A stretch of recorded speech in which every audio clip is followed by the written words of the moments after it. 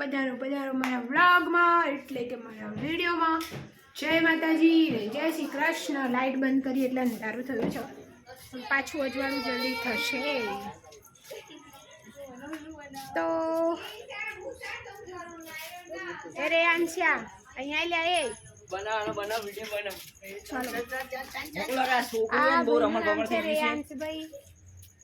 રેયાંશ છોકરો આસેસ કરે છે અજવાળામાં ચાલો તો પાછું ભગવાનની દયાથી આપણે રૂપાળા વધારે એટલે તકલીફ થોડી વધારે. તો રેયાંશ અહીંયા ફેમસ થઈ જઈશ ને તો અહીંયા બધા ફોટો. તો રેયાંશ કેમ છે? મજામાં. આમ આપજો ને. ખાધું? ખાધું ખાધું રેયાંશ?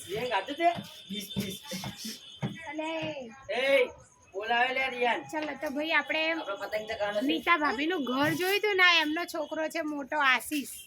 મજામાં. જય શ્રી કૃષ્ણ. આ કોણ? આ કાઠિયાવાડી માં ભાઈ યુવરાજ છે. તો આપણે આશીષને 4-5 પ્રશ્નો પૂછીએ. ઇન્ટરવ્યુ લઈએ આશીષનું, બરાબર? તો આશીષ કયા ધોરણમાં આવી ગયા ભાઈ તમે? 11માં આવી ગયા ને? તો બહુ સરસ રીતે બહુ બધી મહેનત કરીને અમારા આશીષે 10મું પાસ કરી નાખ્યું. અને એના 10મા વખત જબરું થયું હતું કે પહેલા ઓનલાઈન રિઝલ્ટમાં એવું થયું કે નપાસ એવું બતાવ્યું, પછી ફિઝિકલી સ્કૂલમાં ગયા પછી ખબર પડી કે ભાઈ પાસ થઈ ગયો અને ભાઈ 11માં આવી ગયા છે. તો આશીષ શું સપનું છે તમારું? તમે કહી શકો. કેટલું મોટું, કેટલા કિલોમીટર, કેવું શું સપનું છે? આમ તો આમ કંઈક શું કરવાની ઈચ્છા પરિવાર માટે કે પોતાના માટે? આર્મીમાં. વાહ, 12મું પાસ તો ફરજિયાત, બરાબર? અને આર્મીમાં જઈને પછી કેટલા ટકા લાગે એવું કે આર્મીમાં આવી જશો? ખબર હે કે આર્મીમાં જવા કયા કયા પગલા ભરવા પડશે? જે બી હશે કરશું વળીશું. તો અત્યારથી કસરત કરવા જો છો? પહેલા હતા તો સ્કૂલમાં રોજ કસરત કરાવે. અચ્છા, પીટીના ક્લાસ લે તો પીટીના ક્લાસ હોય એમ. તો હું તો એક જ માર્ગદર્શન આપીશ કે 2-3 કિલોમીટર દોડવાનું ચાલુ કરી દો, બરોબર? દોડવા તો ઈચ્છા રોજ થાય પણ ઉઠાતું નહીં. કોમન દુઃખ છે બધાનું કે ઈચ્છા તો રોજ થાય દોડવા જવાની પણ દોડાતું નહીં. તો પછી હવે એવું થશે કે એમ ફિઝિકલ એક્ઝામમાં ખબર ને પાસ થવું પડે ને દોડવું પડે, રાઉન્ડ પૂરા કરવા પડે. તો ભાઈ એ ટાઈમે કેવી રીતે ઉઠશો? કોહેડ મોટિવેશન માટે શું લેશો એ ટાઈમે? આદત પડી જાય હવે ઉઠવાની તો દોડશું વળે. અત્યારે કેટલા વાગે સ્કૂલે જવાનું? તો 6:30 જવું રોજ સવારે સ્નાન કરી. તો અઘરું. તો જોયું, અમારો પહેલો સ્નાન કરીને જાય છે, નાઈને નહીં જતો, અમારે સ્નાન કરીને જાય છે. તો આ મને તો ગમે, મને તો જૂના જુવાણી અને એમાં ગુજરાતી સંસ્કૃત શબ્દ આપણે તો ગમે જ છે. એટલે ભાઈ અમારે ભઈલો સ્નાન કરી જાય પછી આર્મીમાં માતાજી કરે નોકરી આવી ગઈ આપણે, બરોબર? તો પછી એના ભાઈ પહેલો સ્ટેપ કોઈને ઉડાડી બુડાડી દેવાનો વિચાર સારું થઈ જાય એમ. સારું થઈ જાય. ઓકે. અને આર્મીમાં નોકરી લેવી એવો વિચાર કેમ આવ્યો? એમાં સારું જ છે ને, ત્યાં ખાલી રહેવાનું જ હોય, વધારે નોકરી કરવાની નહીં હોતી. એટલે શું નહીં કરવાની હોતી નોકરી? અહીંયા કઈ અત્યારે તો કા હમલા પુમલા થાય એટલે સારી રીતે આમ રહેવાનું અહીંયા. એટલે એમ કોના હુમલા? આર્મીમાં શું કરવાનું, અહીંયા હમલા થાય એની આમ આપણા દેશની આમ રક્ષા કરવાની એમ. રક્ષા કરવાની. પણ એવો વિચાર કેમ આવ્યો કે આર્મીમાં જ નોકરી કરે? બીજા પોલીસ, ડોક્ટર, ટીચર એવો વિચાર કેમ ના આવ્યો? મને આર્મી ગમે એટલે. આર્મીમાં આપણે પરિવારમાં કોઈ છે આર્મીમાં અત્યારે? ના, કોઈ નહીં. અને બાપુ આર્મીમાં ગયા ને ગોળીબાર થયો શું કરશો? તો શું વળી શહીદ થઈ જશે. શહીદ થઈ જશો? હજુ તો અમારો પહેલો ગયો નહીં, શહીદ થવા ઉપર આવી ગયો છે એટલે સાચો દેશભક્ત અમારે થશે, બરોબર? તો ભાઈ આપણે આ શું કહેતા યુટ્યુબમાં વિડીયો જોવો, આર્મીમાં શું પૂછાય, તૈયારી શું, ફિઝિકલી સ્ટ્રેન્થ કેવો જોઈશે એની તૈયારી કરો, બરાબર ને? કદાચ એક્ઝામો લેવામાં આવે તો એમાં શું આવશે એ વાંચવાનું ને બધું તૈયારી કરો તો પછી, બરાબર ને? તો અમારા આશીષભાઈ છે એ આર્મીમાં જશે. ભાઈ તમારે કેવું છે? તમારું સપનું શું? યાર આવું શું કરો? તો ભાઈ અમારા આશીષભાઈ ના આર્મીમાં જવાનું. તો જયેશભાઈ તમે અમારો જયેશ એ નાનો હતો ને, જયેશ આને આર્મીમાં નોકરી જવાનું હોય, બરોબર, અને એનું મનનો વિચાર એવો છે કે આ ગોળીબાર થાય, કોઈ ટેન્શન નહીં, કોઈ બોમ્બ ફોડતું નહીં, શાંતિની નોકરી એટલે આર્મી જવાનું.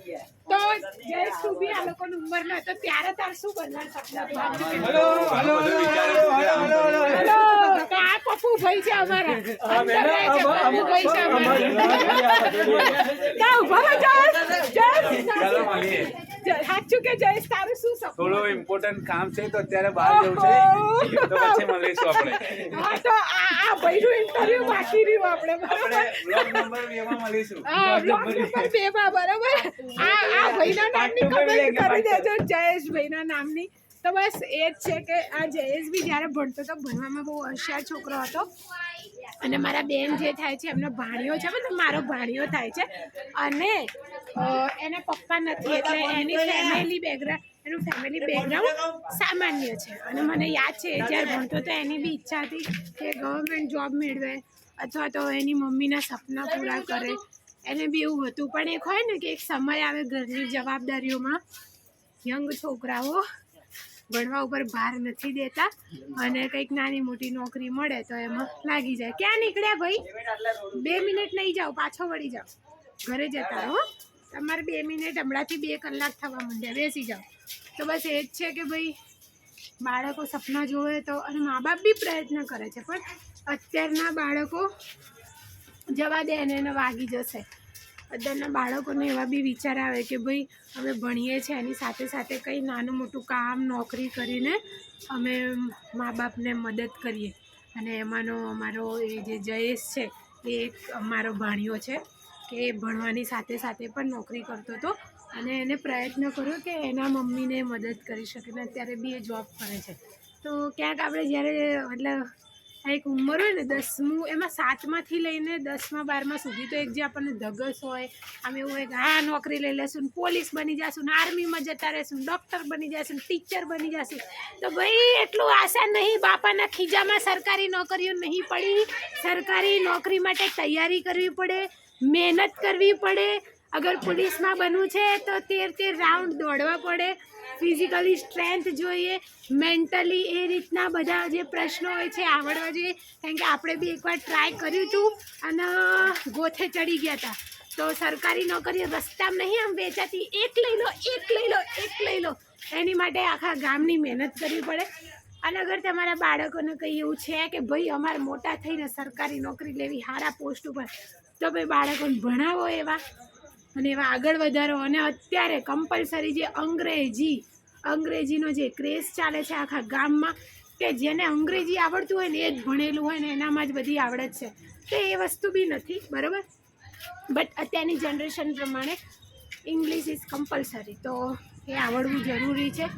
અને રહી વાત આ જે અંદર એક ઉમળકો હોય, જેમ કે હું મારી વાત કરું, અમે તો પરીક્ષાના સવારે પરીક્ષા હોય ને રાતે વાંચતા, એ 15-20 મિનિટ વાંચતા, એમાંય જુઠ્ઠું જ, મતલબ આમ ચોપડી નામની ખોલી હોય મમ્મીઓથી બચવા માટે, બાકી કંઈ વાંચતા નહીં. અને સપના જોતા ડૉક્ટર બની જશું, સારું કર્યું હું તો ડૉક્ટર નહીં બની, નહીંતર હું તો શું ના શું ઓપરેશન કરી દે.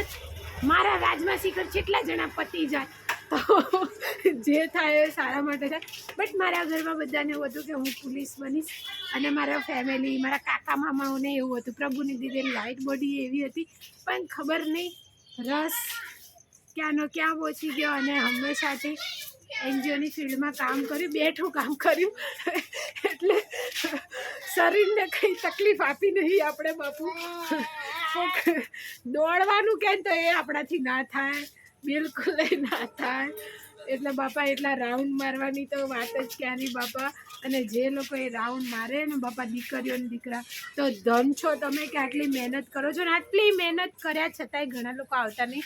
જેમ કે લાસ્ટ એક્ઝામમાં આમાં નિમેશજીએ રેલવેની એક્ઝામ દીધી હતી, તો એમાં સારું એમને આખા ગામનું બધું યાદ રહે. એ જે વાંચે એમનું દિમાગ એવું દોડે ને, જેમિની જેવું દિમાગ દોડે. પણ દોડવામાં એ ક્યાંક પાછા રહી ગયા હતા. મારા મોટા નણંદ એ પણ દોડવામાં ક્યાંક પાછા રહી ગયા હતા. પણ આ વસ્તુ એટલી આસાન નહીં, તમારે આખું વરસ મહેનત કરવી પડે. બાપા ને એમાં મેં તો ઘણા વિડીયો જોયેલા. મેં તો નહીં કરી મારા બાપા, એટલે મને ખબર નથી, પણ જે લોકોએ મહેનત કરી છે મેં એ લોકોના વિડીયો જોયેલા છે. મારું ફ્રેન્ડ સર્કલ છે જે હજુ બી મહેનત કરી રહ્યું છે, તો એ લોકો કહેતા હોય કે આટલા વર્ષોથી ને એ લોકોની જે આવડત અને મતલબ બંને રીતે મેન્ટલી ને ફિઝિકલી બંને રીતે એટલા એક્ટિવ હોય છતાં પણ આટલા પોઈન્ટ માટે રહી જતા હોય. તો એવું ક્યારેય નહીં વિચારવાનું કે હવામાં પડી છે સરકારી નોકરી મળી જશે ભાઈ, એટલી આસાન છે નહીં, બરાબર. અને હવે પોલીસમાં તો એવું થઈ ગયું છે ને કે ભાઈ ભરતી પડે કદાચ 5,000ની અને ફોર્મ ભરાય 5 લાખ, એવી પરિસ્થિતિ થઈ ગઈ છે. કારણ કે હવે તો લોકોને ક્રેઝ બી થઈ ગયો છે સરકારી નોકરી મેળવવાનો, એ બી વસ્તુ થઈ ગઈ બાપા રે. અને પણ યાર એ શું કરે, અત્યારની છોકરીઓ માંગાઈ તો કરે છે કે ભાઈ સરકારી નોકરી હશે તો લગ્ન કરવાનું થાય, તો એક એ વસ્તુ બી છે, એના કારણે બી એક આ પરિસ્થિતિ સર્જાય. બટ પ્રાઇવેટ સેક્ટરોમાં બી બહુ સારા સ્કોપ છે, જ્યાં તમે નોકરી કરો, પોતાનો કોઈ નાનો મોટો ધંધો કરો અથવા તો કોઈ નાનો મોટો બિઝનેસ કરો. પ્રાઇવેટ સેક્ટરમાં પણ ઘણી કંપનીઓ એવી છે જ્યાં તમે આગળ વધી શકો છો, બધા અલગ સેક્ટરમાં આપણી આવડત પ્રમાણે.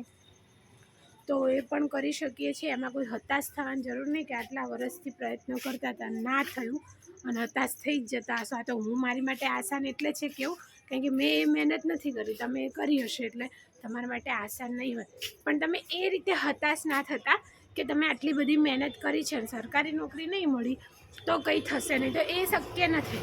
તમારી આવડત તમારી મહેનત તમને એ સેક્ટરમાં નહીં તો બીજા સેક્ટરમાં તમને કામ આવશે, એટલે તમે એવું ટેન્શન ના લેતા, બરાબર.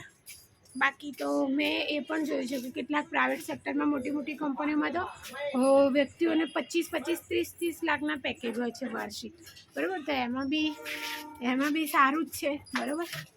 બાકી તો આપણને તમને મને બધાને ખબર છે કે ટીચર બનવું અઘરું છે બાપા. કારણ કે અમારે જેમ કે અમારા ભત્રીજો છે અને સરકારી સ્કૂલમાં જ અમે ભણાવી રહ્યા છે, તો યાર ટીચરો યાર સરકારી ભણાવવા કરતાં સરકારી કામમાં બધા રૂંઝેલા હોય છે. તો એક આ બી લોડ વધી ગયો છે, તો માનસિક રીતે બધી રીતે તૈયાર રહેવાનું સરકારી નોકરી લેવી.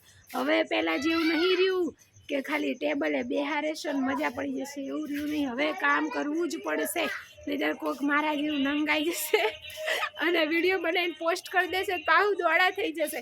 તો એક આ વસ્તુ બી થઈ ગઈ છે કે ભાઈ તમે જે ફિલ્ડમાં છો એના માહિતગાર થઈ જાઓ, તમે જે ફિલ્ડમાં છો ને એના માસ્ટર તમે થઈ જાઓ, બાકી કંઈ નહીં. બાકી બધું જાય માથાથી. આપણે જે કામ કરી રહ્યા છીએ શિદ્દતથી કરો તો મોટું લહણ 40નું 500 આવ્યું હોય અને 60 રૂપિયાની 4 કિલો ડુંગળી જોવો, સૂકી દેશી ડુંગળી વેચવા આવ્યા છે ભાઈ.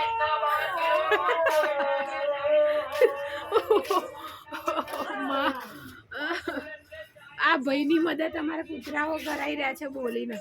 હવે આટલા વાગે કેટલા વાગ્યા જોવો તમે, કેટલા વાગ્યા છે કહું,